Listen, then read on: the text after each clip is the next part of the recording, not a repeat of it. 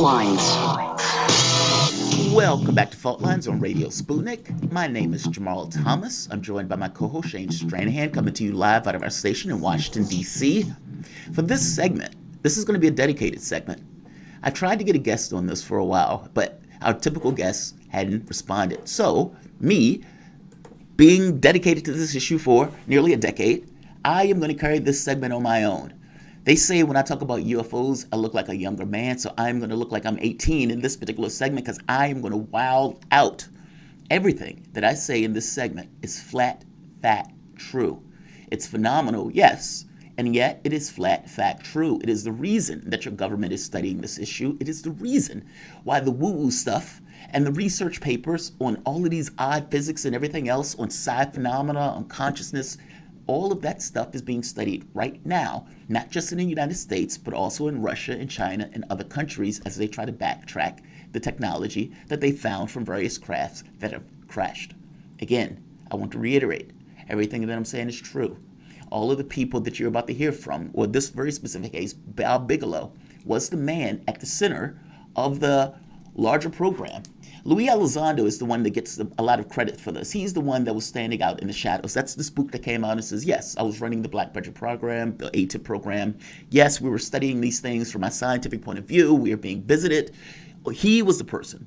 When all of the reporters were talking to the pilots, when the signals data and everything else, he was the guy that was doing those interviews, Luis Elizondo. However, Luis Elizondo only was doing a small part of that particular program. Bob Bigelow was the CEO that won the contract from the U.S. government to study this stuff.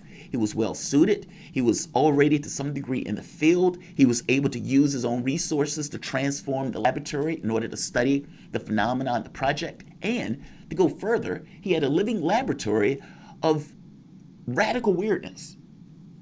Things that you would call poltergeist activities at Skinwalker Ranch.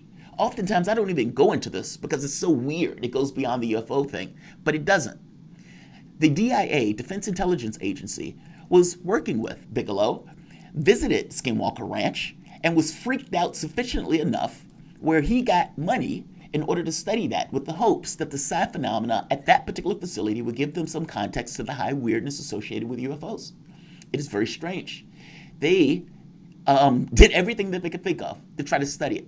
In one case, they would have a camera looking at another camera, and despite the fact that they were looking at the camera was pointed, one of the other cameras basically unraveled on video, and they couldn't necessarily figure out how it happened. You had other situations where phenomena would do things in front of people. The DIA agent that came basically was staring at something that was happening in space that the other people didn't see because they didn't have the thing. He goes out and says, hey, did you guys see anything? And sheepishly eventually tells about what he was seeing when he was there.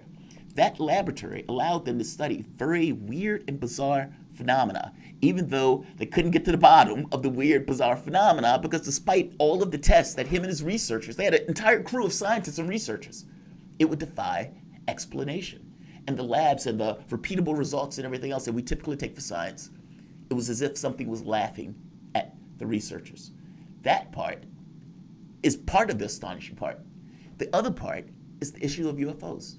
I'm going to show you various clips from Bigelow as he talks about this. And again, he is being interviewed. As this interview takes place, again, I want to reiterate, everything that he is saying is true.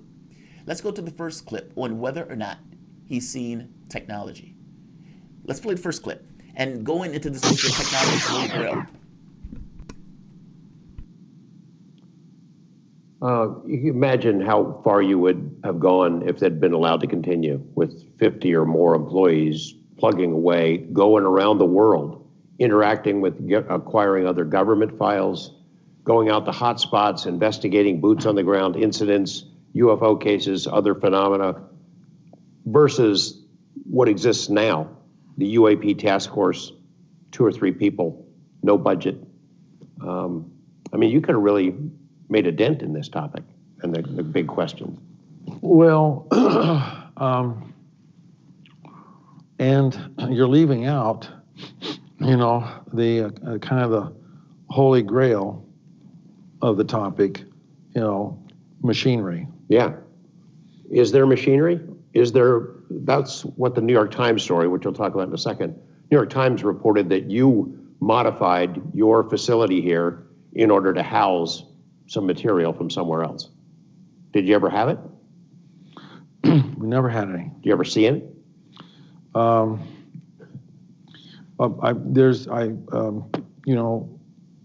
you see things that are photos, or do you see things in person and so forth? So you don't want to talk about stuff in case it happens Yeah. in the future. Yeah. And because who knows what might happen in terms of a coalescing of intersections that could happen. And so You don't want to spill any beans that causes it puts you in a bad light somewhere down the road. well, I think that machinery really does exist. It does exist, and so, but the problem has been the inability to back engineer. And I kind of think that some things require a weightless environment. So part of that is we don't have it here terrestrially. So what you need is a manufacturing facility where there's a weightless environment.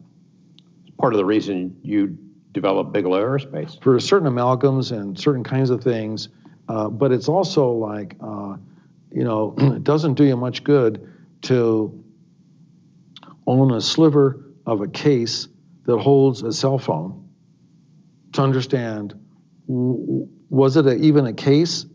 Was it holding something? And what was that something it was holding? Let's stop right And there much for a less, how moment. does Think it sound? about what he's saying. Like, he's basically making the point that, like in sci-fi movies, they just plug their laptop in and it's like, okay, all of a sudden they're using alien technology.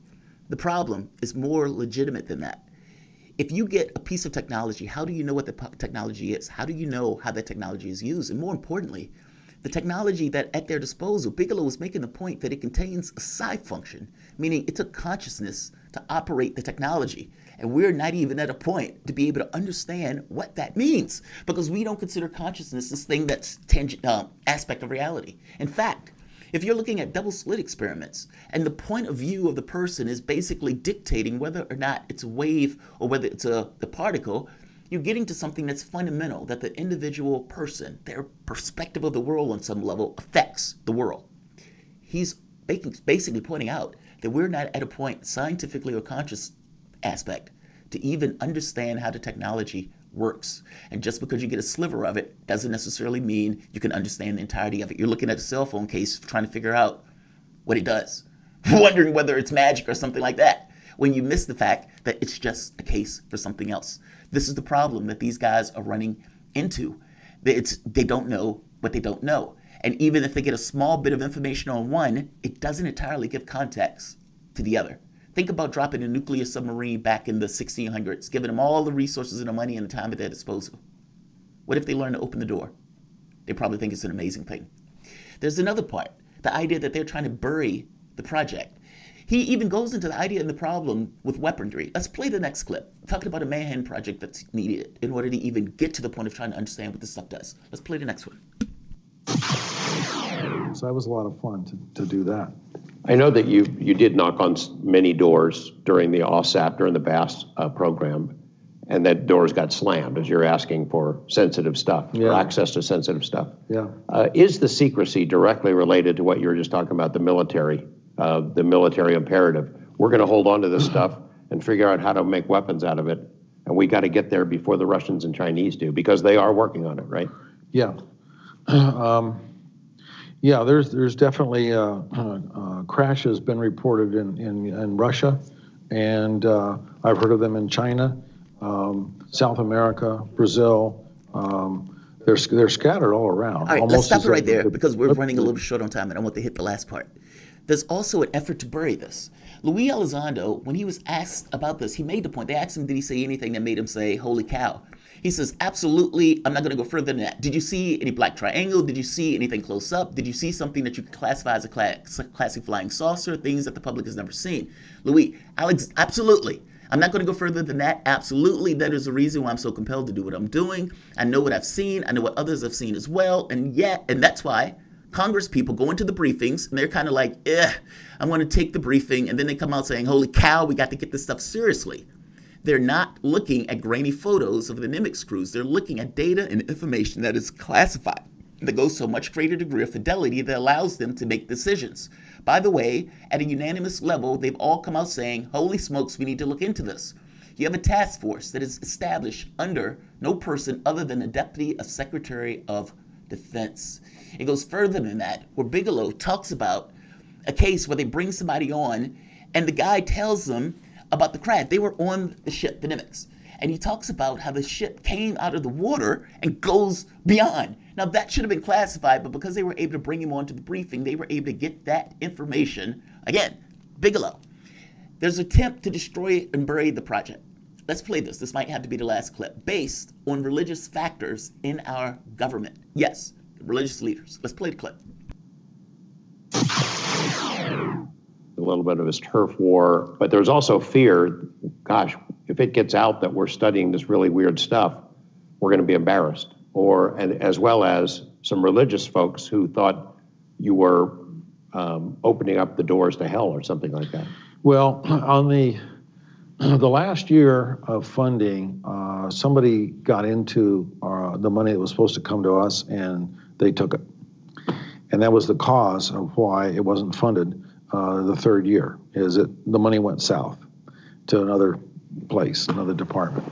But within the agency was a religious peculiarity, a predisposition based on religion that scared a number of people in the agency, perhaps even outside the agency, that wound up dominating the thinking.